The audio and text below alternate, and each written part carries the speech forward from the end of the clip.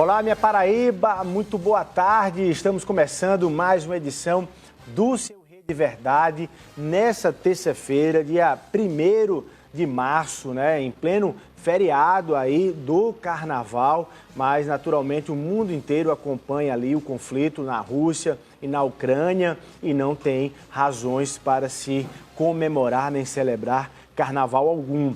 Então, no programa de hoje, a gente aqui tem o prazer de estar recebendo a doutora em Ciência Política e Relações Internacionais, a professora Leila Bijós, ela que está aqui conosco, ela que tem pesquisadora na área de geopolítica, é professora visitante do programa de pós-graduação de Ciência Política e Relações Internacionais da Universidade Federal da Paraíba e vai tentar aqui, junto conosco, para o telespectador, fazer com que a gente entenda um tanto quanto mais desse conflito aí que, de certa forma, chama a atenção do mundo inteiro. Professora Leila, muito boa tarde, seja muito bem-vinda aqui ao Rede Verdade. Queria agradecer sua disponibilidade de conversar conosco nessa terça-feira. Obrigado.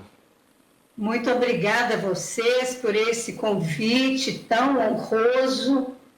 É uma alegria muito grande, estou à disposição de vocês. Tá. Professora, para a gente começar assim, entendendo um tanto quanto o cenário, gostaria que a senhora pudesse explicar para a gente, assim, na sua visão e da sua leitura, qual é a motivação real, que motivações a senhora pensaria para essa atitude, primeiro do Putin, primeiro da Rússia, depois a gente pergunta da motivação das reações que o próprio presidente da Ucrânia apresentou. Mas para que a gente possa entender qual é a verdadeira motivação? Ou são várias, ou é um conjunto, ou não há explicação para esse tipo de ação por parte da Rússia?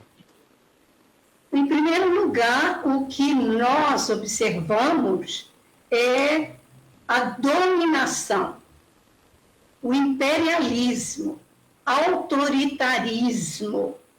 E, nesse contexto, o presidente da Rússia, Putin, ele quer reaver aquilo que foi perdido com a dissolução da União Soviética. A União Soviética tinha 15 repúblicas que, após a dissolução, todas elas se tornaram independentes. Estados soberanos. E o que aconteceu?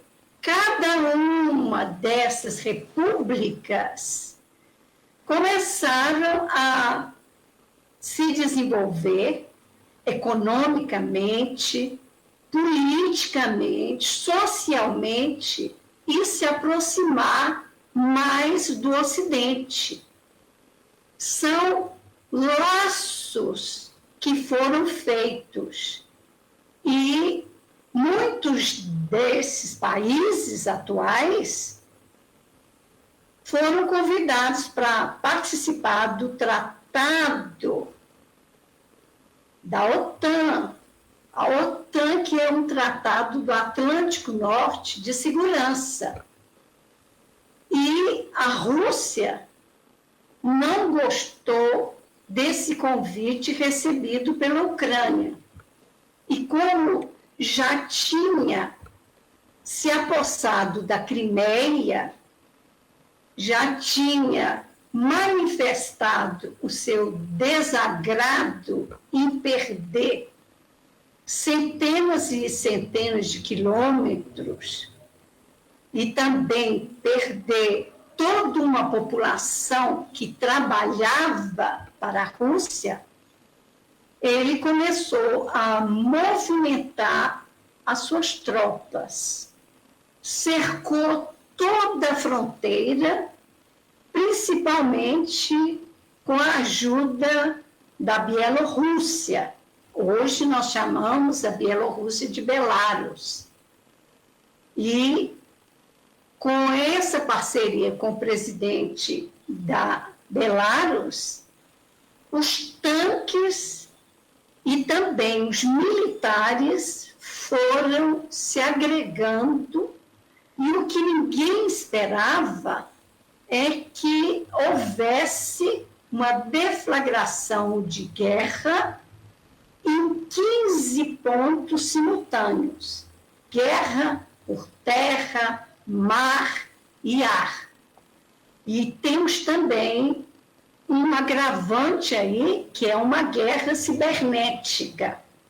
Os hackers russos invadiram vários sistemas, inclusive o site da Embaixada da Ucrânia em Brasília e o site de todas as instituições que se manifestaram a ajudar o país. Professora... Então, é um contexto muito grave, de muita tensão para todo mundo.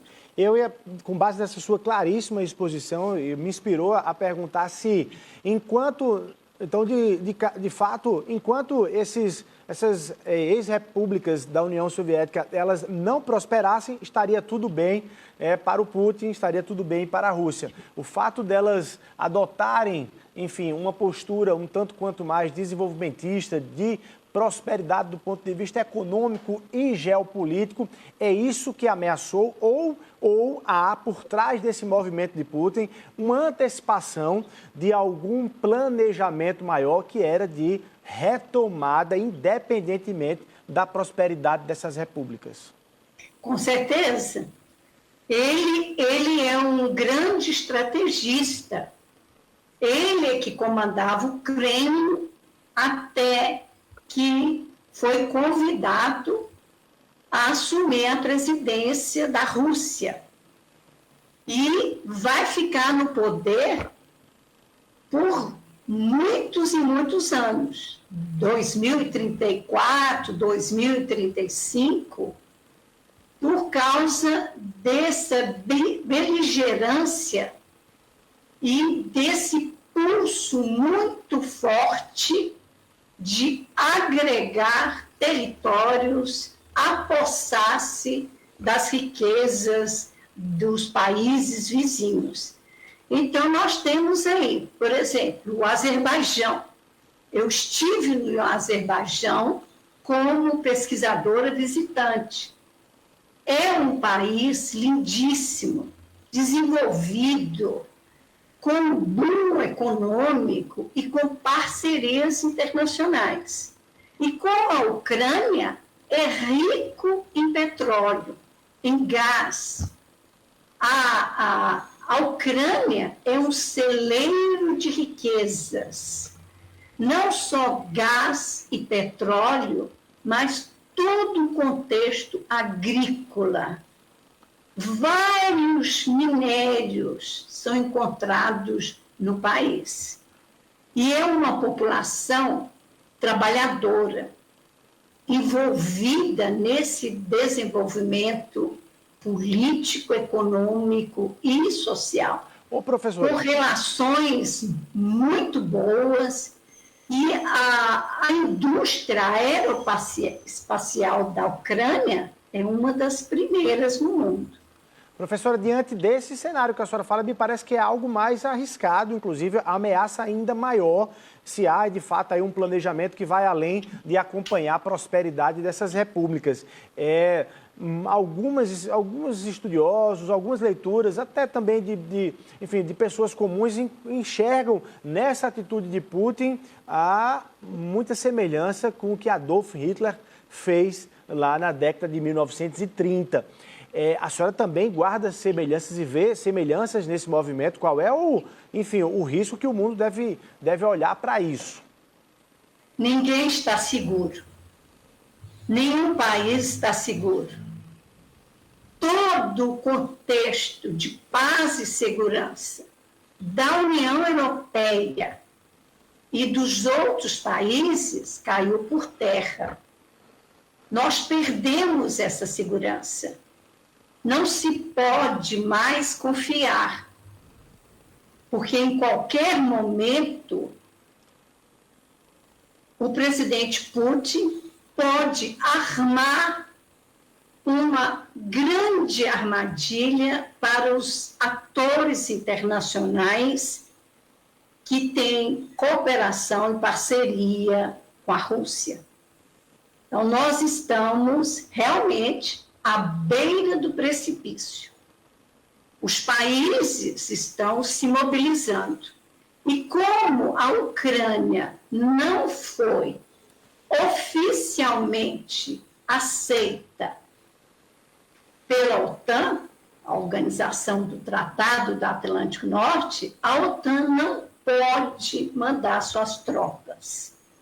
Os Estados Unidos, que fazem parte da OTAN, podem mandar militares, alguns estão na Polônia, mas também não podem arcar com esse cargo, com esse peso de adentrar a Ucrânia e proteger. Pode mandar subsídios, recursos financeiros. E eu ia lhe perguntar sobre isso. Como é que a senhora viu a postura da comunidade europeia, sobretudo, mas de outras nações também, como os Estados Unidos, em relação ao caso? Você acha que a senhora avalia como cruzamento de braços, assim, ó, no máximo a Europa está armando a Ucrânia, mas não quer, enfim, diretamente se envolver? O que é que a senhora pode narrar aí, descrever e destacar para a gente da postura das nações no mundo em relação à ajuda que daria ou não daria à Ucrânia? O problema é quando se manda pelotões militares para um outro país, nós estamos abalando a estrutura do nosso país, abalando as famílias. Então, isso não pode ser feito de forma impensada. É preciso toda uma geoestratégia militar para que os fatos aconteçam. Podemos trabalhar com ajuda humanitária. Podemos mandar recursos, podemos mandar alimentos, mas simplesmente mandar as tropas, os nossos soldados, ou os soldados europeus, norte-americanos, isso não pode ser feito. É preciso que se passe pelo Conselho de Segurança das Nações Unidas. É preciso que os conselheiros de defesa se reúnam e tragam um veredito para a solução. Então, em primeiro lugar, o que nós temos aí? Uma diplomacia. A diplomacia são os encontros, pode ser num país neutro, para que se chegue a uma solução que torne a paz, a segurança, a defesa de todos. A senhora acha que o recado que o Putin deu no início, né, no primeiro dia ali de invasão, dizendo algo como não se metam, que teremos consequências históricas, aquele é um recado que o mundo entendeu aquele recado e recuou também, enfim, do ponto de vista de atestar a capacidade que a Rússia teria de causar estragos ainda maiores, professora? Com certeza. Foi um recado muito firme, muito curto. Então, qual país que vai disponibilizar 900 mil militares para defender a Ucrânia?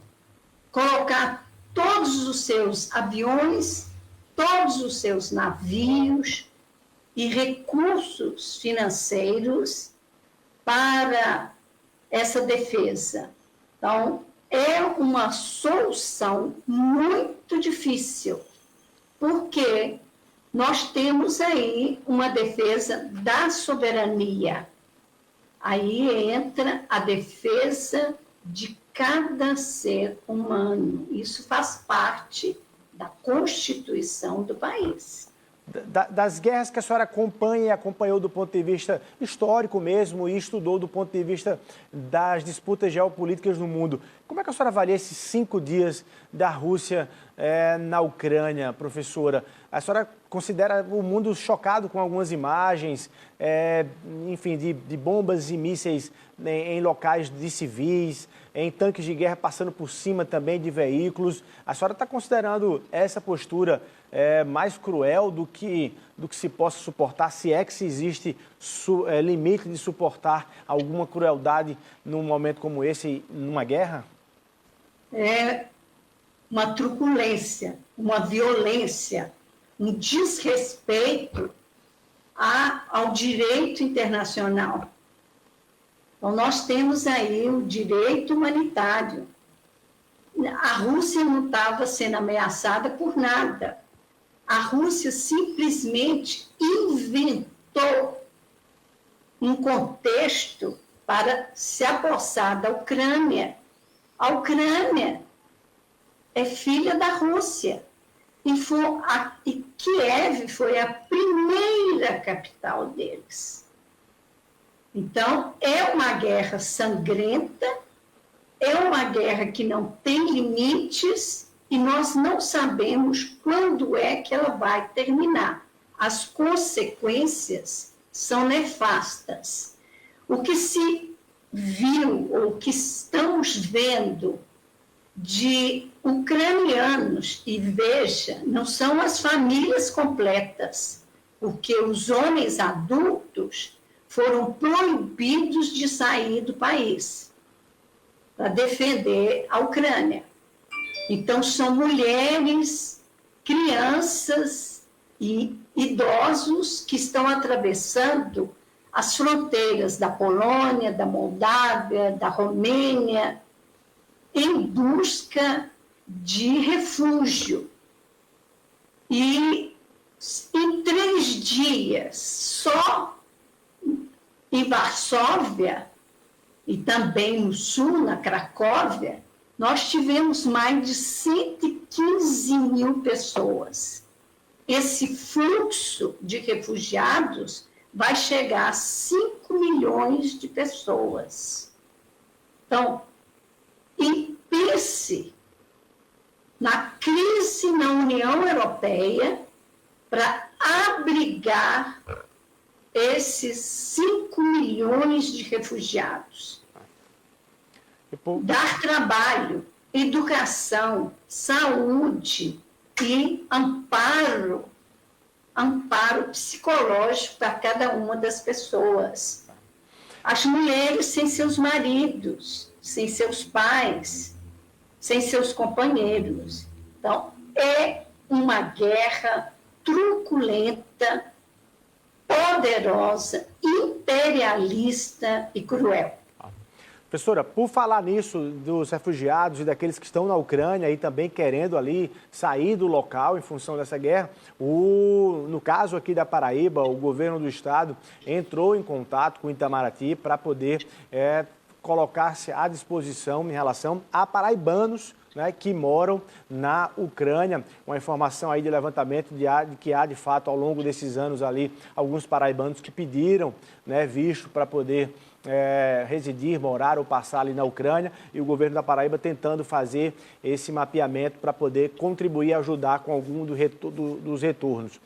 O secretário de representação política do governo do estado, Adalto Fernandes, lá de Brasília, entrou em contato com o Itamaraty e mandou um vídeo aqui para o Rede Verdade para explicar aí qual é o retorno que eles estão tendo e qual é o cuidado e a ação do governo do estado em relação a possíveis paraibanos que estejam ainda na Ucrânia. Vamos acompanhar o secretário aí de Estado, Adalto Fernandes.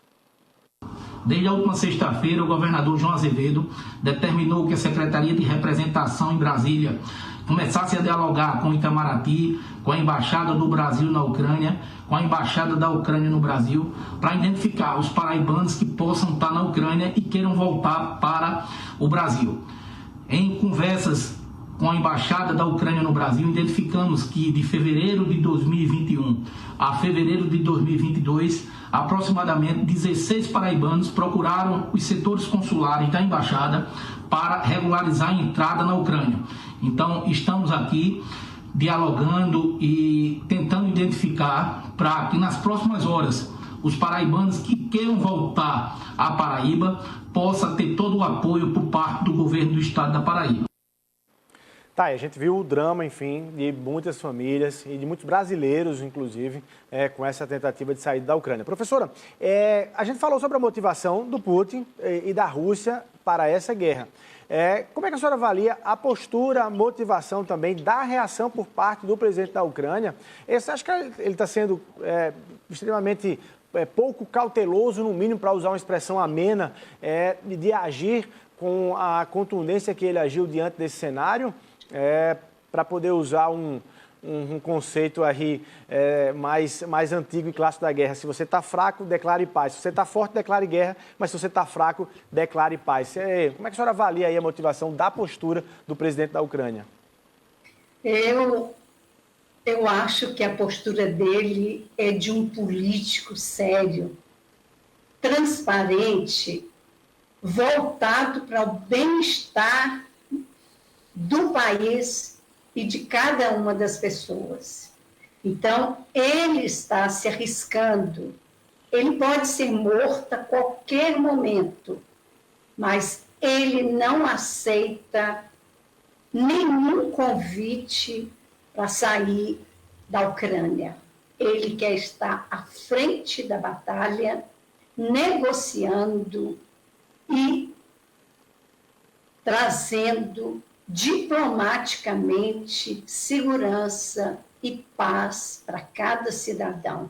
É fantástica a posição dele, mesmo sabendo que a Rússia tem um arsenal de mísseis, de foguetes, de tanques e também 2 milhões de soldados na reserva.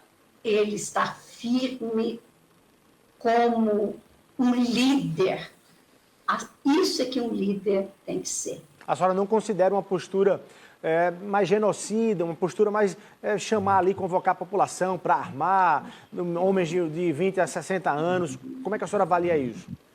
Eu acho que ele tinha que fazer isso, porque os militares ucranianos são muito menores em quantidade do que na Rússia. Ele convocou a população reagiu. É claro que alguns homens sentiram na pele deixar as mulheres embarcarem nos trens para os países vizinhos com os filhos, com os bebês. Mas era uma postura correta. Nós temos que lutar pela liberdade e morrer pela pátria.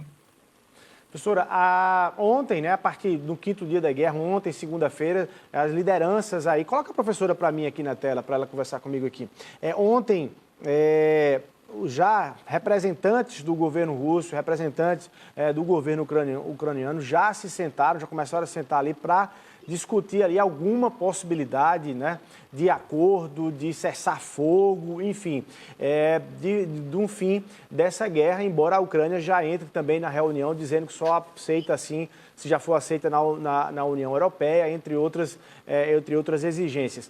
A senhora acredita e aposta aí numa possibilidade de um acordo, em que níveis, enfim, quais são as leituras que a senhora faz em relação à possibilidade desse cenário ser amenizado aí? Eu acho que a Ucrânia vai perder muito nessas negociações, mas eles estão lutando, todos os representantes estão lutando, mas a postura política da Rússia é realmente muito poderosa, é uma postura de feras.